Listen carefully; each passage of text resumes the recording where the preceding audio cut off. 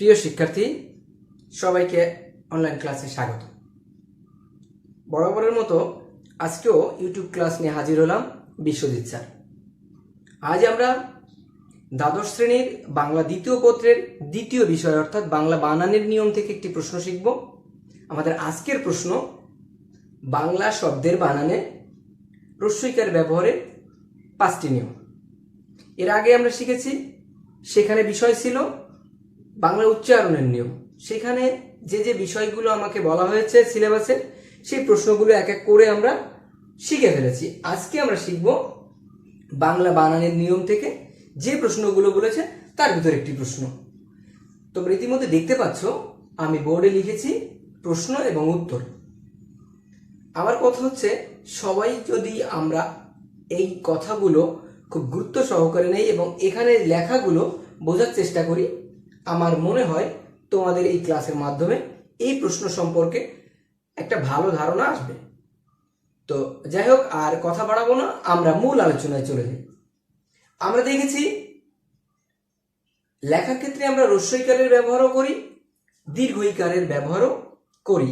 কোন কোন জায়গায় রস্বইকারের ব্যবহার হবে সে বিষয়টা আজকে আমরা শিখব। আমরা অনেক সময় রস্বইকার দীর্ঘইকার নিজেদের মন মতো ইউজ করি, কিন্তু আমাদের মনে রাখা উচিত এরও একটা নিয়ম আছে। তো এই নিয়মটা আসলে বাংলা একাডেমি প্রমিত বাংলা বানানের যে নিয়ম, সেই নিয়মের ভিতরেই আসলে আমাদের এই প্রশ্নের উত্তর আজকে আমরা জানব। তো যাই হোক, আমরা দেখি আমাদের রস্বইকার ব্যবহারের 5টি নিয়মের প্রথম নিয়মটা কি আছে। যে সমস্ত তৎসম শব্দের বানানে রস্বইকার এবং দীর্ঘইকার উভয়ই শুদ্ধ, সে সমস্ত শব্দের বানানে শুধুমাত্র আমরা রস্বইকার ব্যবহার করব। তৎসম শব্দ কি? তৎসম হচ্ছে সংস্কৃত শব্দের যে আগমন বাংলা শব্দের, তাকেই আমরা তৎসম শব্দ হিসেবে জানি। অর্থাৎ সংস্কৃত ভাষা থেকে যে সমস্ত শব্দগুলো সরাসরি বাংলা ভাষায় এসেছে সেগুলোকে আমরা তৎসম শব্দ বলি। এই সমস্ত শব্দের বানানে যখন আমরা দেখব ইকারের ব্যবহার, সেটা রস্বইকার বা দীর্ঘইকার, আমাকে মনে রাখতে হবে যে সমস্ত তৎসম শব্দের ক্ষেত্রে আমরা ইকারের ব্যবহার ঘটাচ্ছি, সেখানে যদি রস্বইকারও সঠিক হয়, দীর্ঘইকারও সঠিক হয়, আমরা বানানে লেখার ক্ষেত্রে শুধুমাত্র রস্বইকার ব্যবহার করব। আমি সেই কথাটাই এখানে লিখেছি, যে সব তৎসম শব্দের বানানে রস্বই দীর্ঘইকার উভয়ই শুদ্ধ, সেসব ক্ষেত্রে ওই বানানগুলোতে আমরা শুধুমাত্র রস্বইকারের ব্যবহার ঘটাবো। আমরা একটু যদি উদাহরণ দেখি, মমি, চুল্লি। এই মমি এবং চুল্লিতে আমরা দীর্ঘিকারও ব্যবহার করতে পারি, ওখানে চুল্লিতেও দীর্ঘিকারের ব্যবহার করতে পারি। দুটোই সঠিক, কিন্তু বাংলা একাডেমি আমাদেরকে বলছে যেখানে দুটোই সঠিক সেখানে আমরা যেন যে কোনো একটাকে বেছে নিই। অর্থাৎ প্রথমে যেটা আছে রস্বইকার, সেই রস্বইকারকেই আমরা বেছে নেব। তাহলে প্রথম নিয়ম আমরা কি শিখলাম?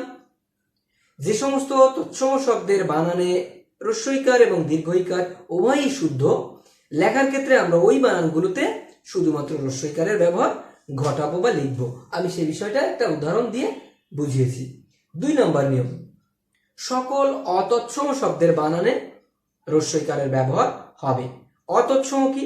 অর্থাৎ সংস্কৃত শব্দের বাইরে যত শব্দ আছে সেগুলোকেই আমরা অতৎসম হিসেবে জানবো। সেটা হতে পারে ইংরেজি, সেটা হতে পারে আরবি, ফার্সি, এটার আলাদা নাম হতে পারে, কিন্তু আমরা সেগুলো যেহেতু তৎসম শব্দ না, তাই আমরা বলবো সেগুলো অতৎসম শব্দ। এখানে আমরা বলেছি সকল অতৎসম শব্দের বানানে রস্বইকার হবে। আমি দেখছি খুশি, পাখি, এগুলো বাংলা শব্দ, এগুলো আমাদের সংস্কৃত ভাষা থেকে আসেনি, সংস্কৃত ভাষার বাইরে। সেক্ষেত্রে আমাদের খুশি বানানে রস্বইকার, পাখি বানানে রস্বইকার, কারণ এগুলো অতৎসম শব্দ। আর এখানে যদি ইকারের ব্যবহার হয় অবশ্যই সেটা রস্বইকার হবে। 3 নাম্বার, এখানে বলছে বিশেষণবাচক। বিশেষণ কি আমরা চিনি? বিশেষের দোষ, গুণ, অবস্থা, সংখ্যা, পরিমাণ ইত্যাদিকে নির্দেশ করে যে পদ তাকে বলা হয় বিশেষণ পদ। তো বিশেষণবাচক আলি প্রত্যয়, এই আমরা এখানে আবার একটা প্রশ্ন আসে, প্রত্যয় কি? প্রকৃতি প্রত্যয়, উপসর্গ। আমাদের এখানে মনে রাখতে হবে প্রত্যয় শব্দের শেষে বসে, উপসর্গ শব্দের প্রথমে বসে। আমি যে বর্ণালী লিখেছি, বর্ণ যুক্ত আলি, অর্থাৎ বর্ণ একটা শব্দ পরে আলি প্রত্যয় যুক্ত হয়ে বর্ণালী শব্দটি গঠিত হয়েছে। উপসর্গ প্রত্যয়ের কাজ হচ্ছে নতুন শব্দ গঠন করা, তবে একটা হচ্ছে উপসর্গ সামনে বসে শব্দে বা ধাতুর, আর প্রত্যয় হচ্ছে শব্দের পরে বসে। তো আমি বলেছি বিশেষণবাচক আলি প্রত্যয় যুক্ত শব্দে সর্বদা রস্বইকার হবে। বর্ণযুক্ত আলি, এই আলি প্রত্যয় যুক্ত শব্দে সবসময়ের জন্য রস্বইকার হবে। ঠিক তেমনি ভাবে গীতা যুক্ত আলি, গীতা যুক্ত আলি, গীতালি, এই শব্দও আমরা দেখছি যে রস্বইকার হবে। তার মানে আমরা এটা জেনেছি বিশেষণবাচক। বিশেষণবাচক মানে অর্থাৎ কোনো কিছুর দোষ গুণ অবস্থা বোঝাচ্ছে। বর্ণালী, গীতালি, রূপালী, সোনালী, এই যে কথাগুলো এখানে কিন্তু একটার অবস্থা, একটা রং, একটার কোনো বিশেষণ অর্থাৎ গুণ, এগুলোই বোঝাচ্ছে। তো সেক্ষেত্রে আলি প্রত্যয়যুক্ত সমস্ত শব্দে রস্বইকারের ব্যবহার হবে। এরপর আছে চতুর্থ নিয়ম, একটু খেয়াল করি। সাধারণভাবে ভাষা কি ভাষা ও জাতির নামের বানানে সর্বদা রস্বইকার হবে। আমরা যদি একটু খেয়াল করি, আমরা কোন জাতি? বাঙালি। বাঙালি লিখতে গেলে বয়কার উময়কার লয় রস্বই, বাঙালি, এটা জাতির নাম। যদি বলা হয় ইংরেজি, ইংরেজিটা একটা ভাষা, ইংরেজি, আমি এখানে উদাহরণটা এটাই লিখেছি যে ইংরেজি, বাঙালি। তো আমরা অনেক সময় এই জিনিসগুলো জানি না কেন এখানে রস্বইকার হলো।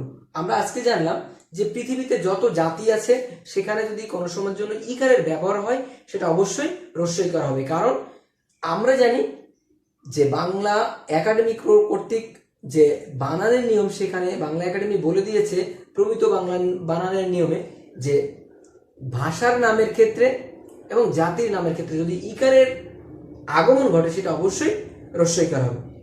এখানে একটা টেকনিক আমি শেখাবো। 4টি নিয়ম আমরা পড়েছি, 4টি নিয়ম আমরা ইতিমধ্যে শিখেছি।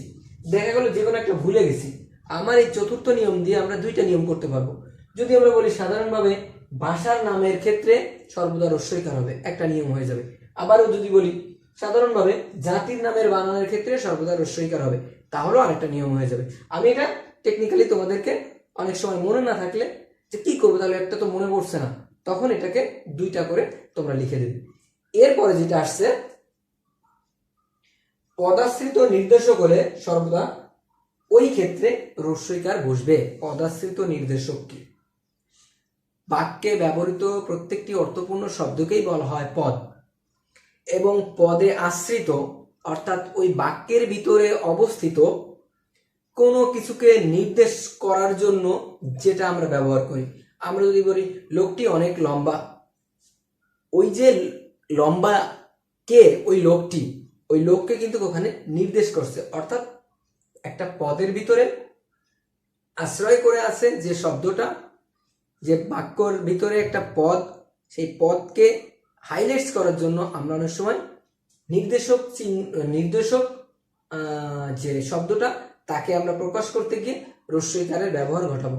এখানে ছেলেটি ভালো গান করে, এখানে এই ছেলেটি আমরা যদি দীর্ঘইকার দিতাম সেটাও তো লেখা হতো যে দীর্ঘিকার, তাহলে ছেলেটি, কিন্তু আমরা কেন ছেলেটি লিখতে পারবো না? কারণ পদে আশ্রিত কোনো শব্দকে নির্দেশ করতে হলে টি দিয়ে যদি নির্দেশ করতে হয় সেটা অবশ্যই রস্বইকার দিয়ে নির্দেশ করতে হবে।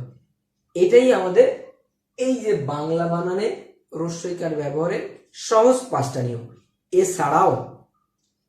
এছাড়াও অন্য বইয়ে আরো অনেক নিয়ম থাকতে পারে। সেই নিয়মগুলো আমাদের সঠিক কি বেঠিক? হ্যাঁ, অবশ্যই সঠিক। যে যে জায়গা থেকে পড়বে সেগুলো সবই যদি সঠিকভাবে তোমরা বইয়েরটা লিখতে পারো সঠিক।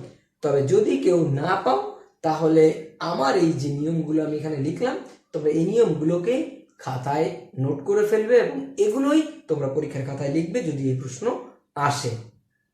তার মানে আজকে আমরা শিখলাম বাংলা শব্দের বানানে রস্বইকার ব্যবহারের সহজ 5টি নিয়ম। এখন এই 5টি নিয়ম আমি যদি আরেকবার তোমাদেরকে বলি যে একটু চোখ বুলিয়ে দেখি যে এখানে কোনগুলো আমাদের একটু মনে রাখতে হবে। প্রথমে বলতে হবে তৎসম শব্দে রস্যই দীর্ঘই দুটোই যদি শুদ্ধ হয় সবসময়ের জন্য রস্যইকার ব্যবহার হবে। এরপরে অতৎসম শব্দে রস্যইকার হবে। এরপরে বিশেষণবাচক আলি প্রত্যয়যুক্ত শব্দে রস্যইকার হবে। সাধারণভাবে ভাষা এবং জাতির নামের বেলায় সবসময় রস্যইকার হবে, এবং পদাশ্রিত নির্দেশক হলে অর্থাৎ পদে আশ্রিত কোনো শব্দকে নির্দেশ করে বোঝাতে গেলে সেখানে আমরা রস্যইকারের ব্যবহার লিখব বা ব্যবহার করব। এটাই হচ্ছে আমাদের 5টা নিয়ম। তাই যাই হোক, তোমাদের কাছে আমার চাওয়া তোমরা ইউটিউব ক্লাসগুলো ঠিকঠাক সময় দেখবে, কারণ প্রিমিয়ার দেওয়া থাকে ঠিক যথা টাইমে। তোমরা ইউটিউবে গেলে আর এখানে তোমাদের লাইক দেওয়া থাকলে নোটিফিকেশন যাবে, সাথে সাথে তোমরা দেখে রাখবে। সময়ের কাজ সময়ে করবে। একসঙ্গে অনেকগুলো ক্লাস জমা হয়ে যেতে পারে, কারণ আমি ক্লাস দিলাম, অন্য সাবজেক্টের টিচাররা ক্লাস দিল, তোমরা দেখতে মানে সেই সময়টা পেলে না। তো এই জন্য তোমাদেরকে বলা, সময়ের ক্লাসটা সময়ে দেখবে, অবশ্যই নোট করে ফেলবে। আর শেষ কথা, ইউটিউব ক্লাস দেখবো, লাইভ ক্লাসে থাকবো, নিজেরা প্রচুর পরিমাণে বাসায় পড়াশোনা করব। কারণ অফলাইনে ক্লাস হলে সেটা যেমন তোমাদেরকে আমরা কাছে নিয়ে পড়াতে পারতাম, বাসার পড়া তোমাদেরকে আদায় করে নিতে পারতাম, অনলাইনে এটা অনেক সময় সম্ভব হয়ে ওঠে না। কিন্তু নিজেরা যদি নিজেদেরকে তৈরি করি, নিজেদের বিষয়টা নিজেরা অনুধাবন করে সেটাকে নিয়ে যদি আমরা বেশি বেশি করে মূল বই পড়ি এবং স্যারেরা যে বিষয়গুলো দেখিয়ে দিচ্ছে সেগুলো নিয়ে সময় দেয়, তাহলে আমাদের মূল কাজটা হবে। আদারওয়াইজ যতই টিচার বা যতই আমাদের কলেজ চেষ্টা করুক, আমরা কিন্তু খুব বেশি সফলকাম হতে পারবো না। তাই সবার কাছে একটাই অনুরোধ, বই পড়বে, অবশ্যই বই পড়বে। সবাইকে আবারও শুভেচ্ছা জানাই। তোমরা সবাই নিরাপদে থেকো, সুস্থ থেকো। আগামীতে আবারও অন্য কোনো ক্লাস নিয়ে হাজির হব। সেই পর্যন্ত আমরা সবাই ভালো থাকি। Bye bye.